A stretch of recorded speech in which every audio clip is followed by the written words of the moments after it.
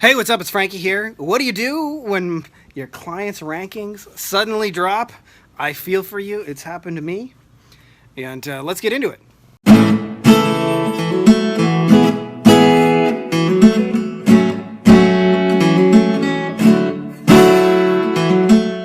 Oh man, I feel for you, SEO people.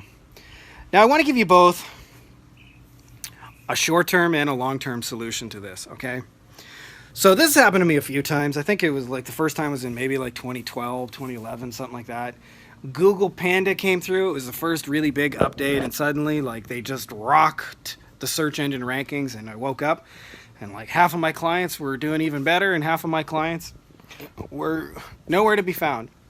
It's always a little crazy too when that happens, where rankings drop, and for some clients, and rankings go up for others, and you're doing the same thing for both of them. The craziness of Google. Now, one of the things that nobody really tells you when you get first started in this, and this would apply to any of you guys out there, even if you're doing like Facebook ads or whatever, is putting all your eggs in one basket that you do not control is generally not a good idea. I've seen this. I actually remember when that first update happened, there was a limo company, a limo lead generation company in Las Vegas, and they were a friend of a friend who was doing about $1 million a month. They owned all the search engine results for limousines in Las Vegas, and there's a lot of those. And they would turn around and they would flip all those leads to the local limo businesses, and they got paid every single time they sent a lead for their SEO skills. And one day overnight, Google just kicked them out of the search engines entirely. They went from $1 million a month to zero, and they never got it back. It was actually kind of sad and kind of tragic. And I'll tell you one of the things I learned from that I think is really, really important to you is that if you build a business on entirely based on traffic you do not control that can be taken from you, whether that's your SEO or your Facebook ads, you're building a business on a foundation of sand. It sounds really cool when you're ranking, by the way, and you can sometimes get away with it even for like 5 years. But at some point, you are not going to be immune to the Google updates, and you're going to get hit. You're going to have a big sad face, as my youngest daughter Heidi would say. Should. I know. So I'm not trying to make light of your problems, but what I want you guys to understand is that the point of SEO or the point of Facebook or a point of these tools is to convert into your own audience, into traffic you control, that is in your system and your audience that you can always go back to, your own list. This is why they say the money is in the list, or actually probably more true and more accurate would be to say the money's with the relationship with the list. So what do you do short term? Well, one of the simplest things you can do short term is whenever you get hit and a client loses rankings,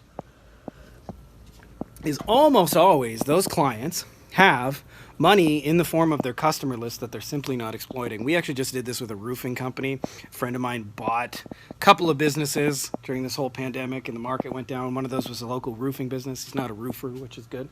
And the roofing business had literally a whole back room full of like 100 boxes of customer names and invoices they had done.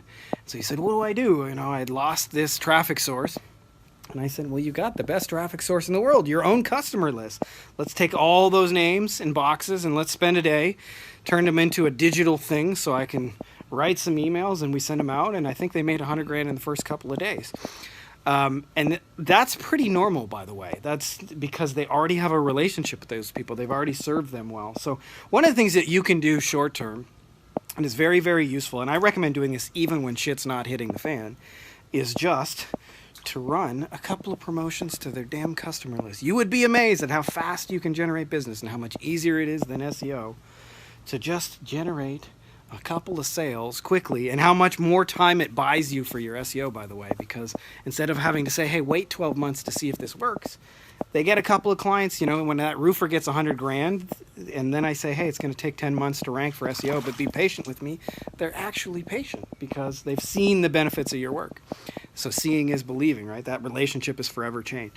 So I just wanted to share that with you guys because I don't want you guys to build businesses that are in the hands of the Zuck or in the hands of the almighty Google or in the hands of whoever, right? Like, you know, whatever the next thing is, YouTube or TikTok, is like we want to always be converting this to our own audience and traffic that we control, so that we are in control of our own financial well-being and our clients' own financial well-being. This is a hard lesson if it's never happened to you, but once it happens to you once, do not let it happen to you twice. So I hope that's helpful to you guys out there, and that's all I got for you in this one. And may the force be with you. And if you're not already subscribed, subscribe!